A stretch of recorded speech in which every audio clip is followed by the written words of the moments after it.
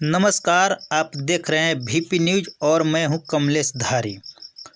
अरवल जिले के कुर्था में विधानसभा स्तरीय जगत गुरु रविदास जी महाराज के 647वीं जयंती सह रविदास सामाजिक महासम्मेलन का आयोजन किया गया, जिसमें कुर्था क्षेत्र के विभिन्न गांवों से काफ़ी संख्या में लोगों ने सामाजिक महासम्मेलन में शामिल हुए।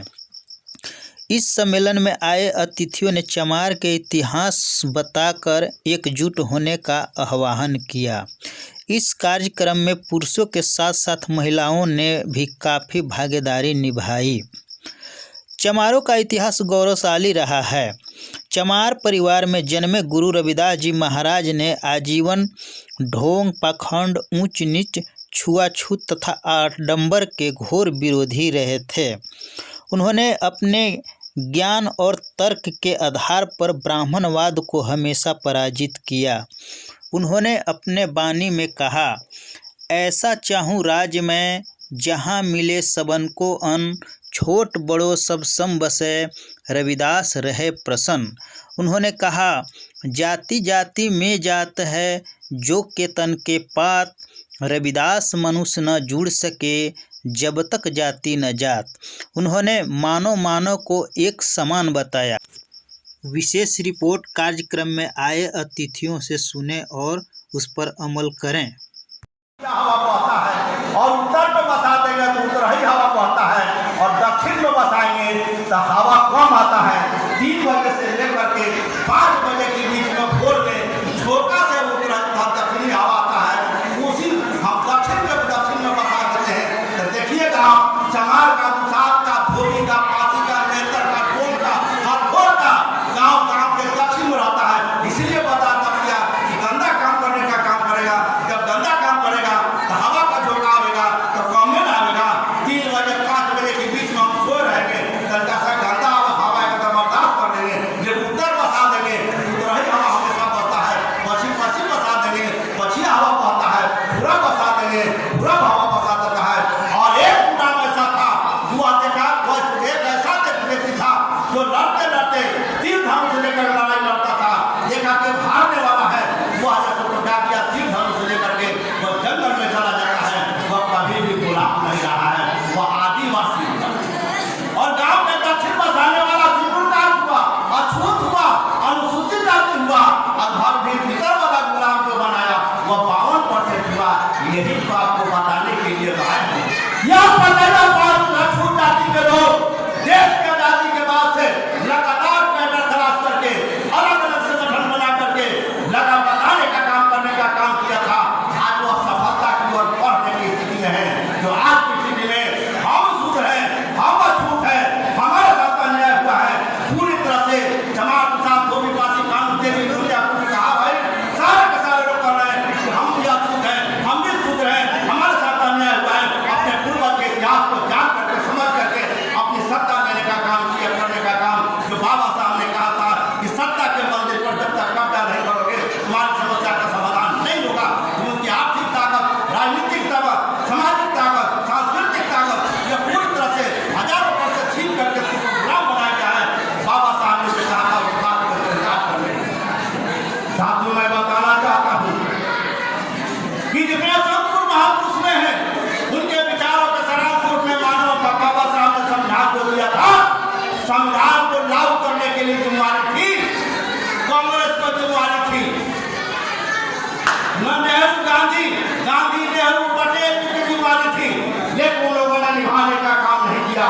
और हमारे जगजीवन राम जाति के जमात जैसे जितना काले थे उतना ही विद्वान थे, सेकेंडों में तक बन सकते थे, लेकिन ऐसा नहीं हुआ था। उनको प्रधानमंत्री तक ले जाकर के, प्रतिरक्षा मंत्री तक ले जाकर के और प्रधानमंत्री बनने की बात आ गई तो उनको पूरी तरह से उनके बेटा को फंसा करके सुरेश कुमार को उनको प्रधानमंत्री के गद्दी तक पहुंचने नहीं किया गया। यह साथियों यही तो असुविधा बाबा साहब को शीशा का घोल पिला करके उनको जीवन लीला समाप्त करने का काम हुआ था। 20 साल हो गया था, कोई पूछने वाला नहीं था। अम्बेडकर राज समाप्त हो रहा था, बाबा साहब का नाम खत्म होने वाला था। एक ऐसा व्यक्ति 6 फीट का जवान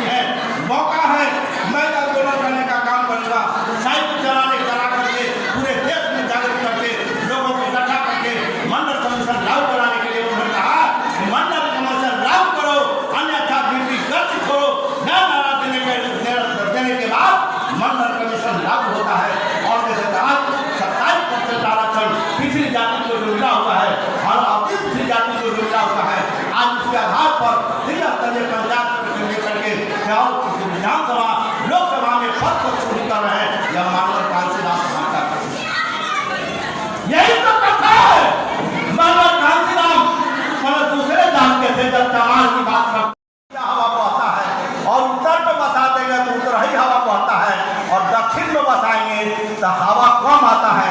3 बजे से लेकर के 5 बजे के बीच में भोर में झोंका से दक्षिणी हवा आता है, उसी हम दक्षिण में बसा देते हैं।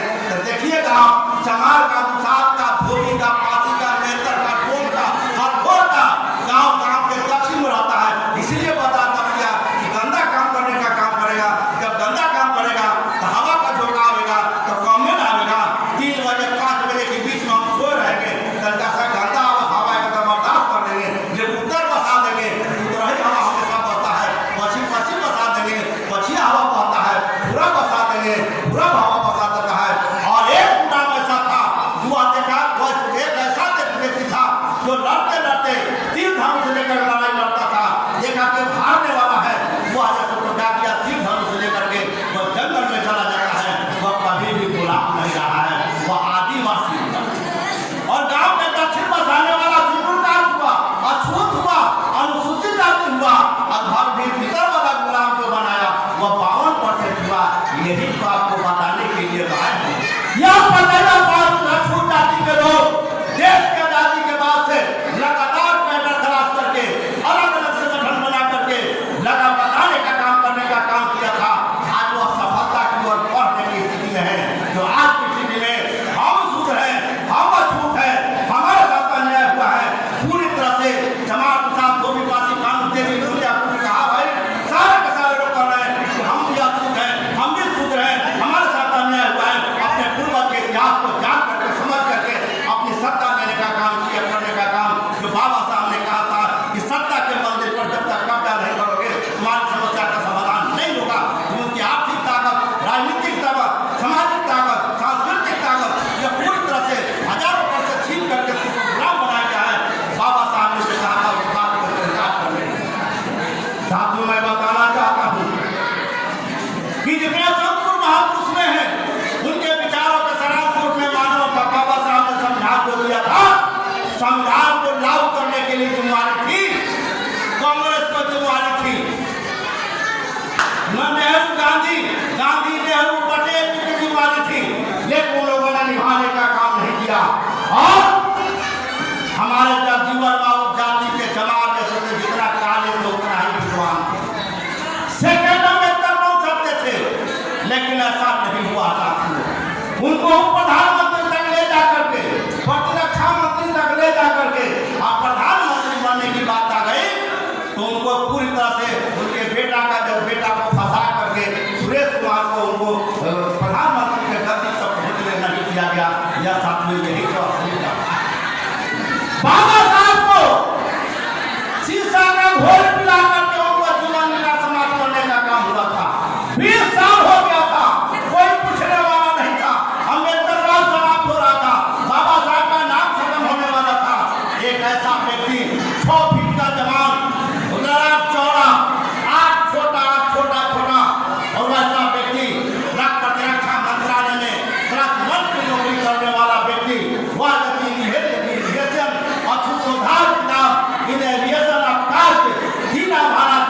दीना भाड़ा जो उनके विभाग में खोज करके कर्मचारी थे, उन्होंने उनको देने का काम किया। रात भर मानवर कांसीराम पढ़ते रह गए और पढ़ करके उन्होंने जितना पढ़ पढ़ा रात भर रोती रह गए और रो करके उन्होंने फल होकर के कहा फाइनल किया कि मैं हमारे साथ ऐसा, हमारे समाज के लोगों के साथ ऐसा हुआ है, बाबा साहब के साथ हुआ है, कबीर साहब के, रैदास साहब के, माता फूले के साथ हुआ है, मैं नौकरी नहीं करूँगा। और क्लास 1 की नौकरी छोड़ करके और जैसे उन्होंने पूरी तरह से समतामूलक समाज का स्थापना करने वाले जितने संत महापुरुष थे उनके विचारों के सारांश रूप में उन्होंने संविधान को जो बनाया था, संविधान को लागू करने के लिए उन्होंने बैकवर्ड क्लास के लोगों को, माइनॉरिटी क्लास के लोगों को, शेड्यूल कास्ट के लोगों को, अति पिछड़ी जाति के लोगों को इकट्ठा करके आंदोलन करने का काम किया। उन्हीं के कारण वह उन्होंने बुलाने का काम किया। वह जसराम सिंह यादव को बुलाया और कहा जाओ तुम ये सके मंडल कमीशन की धारा को गठित है, 340 धारा हमारे बाबा साहब ने संविधान में जो दिया था उस आधार पर मंडल कमीशन लागू हुआ है, मंडल कमीशन गठित हुआ है। वह विदेशी पीपी मंडल उसके अध्यक्ष है, उसको ठंडे बस्ते में रखने का काम किया है। बीपीसी